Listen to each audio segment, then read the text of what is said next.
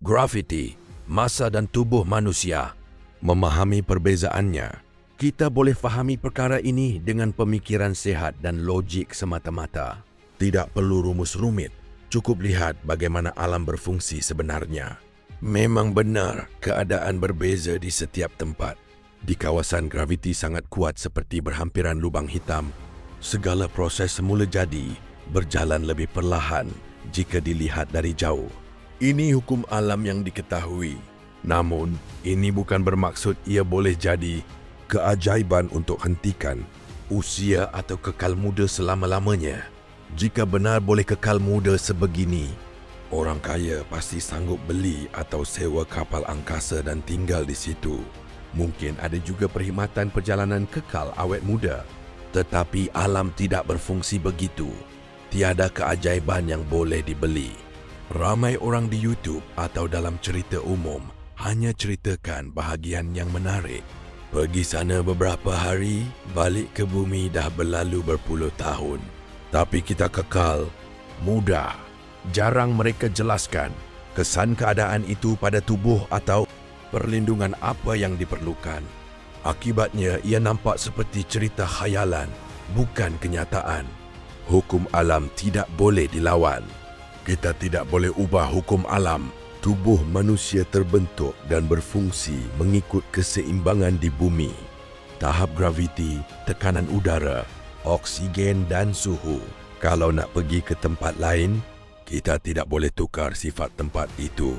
Sebaliknya, kita mesti bawa keadaan sama seperti di bumi. Masuk ke dalam kapal atau ruang tinggal. Ini berkait rapat dengan kesihatan dan perubatan.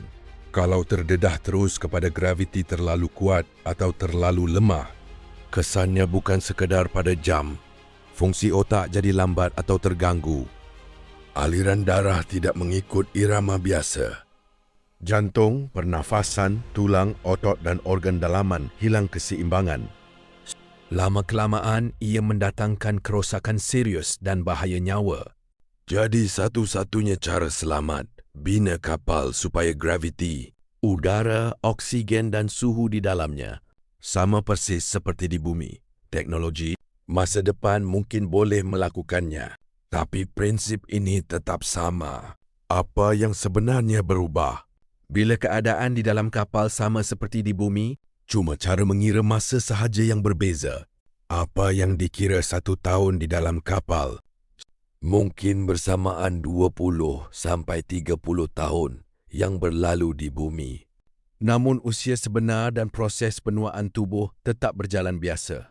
Tiada menjadi lebih muda atau hentikan usia.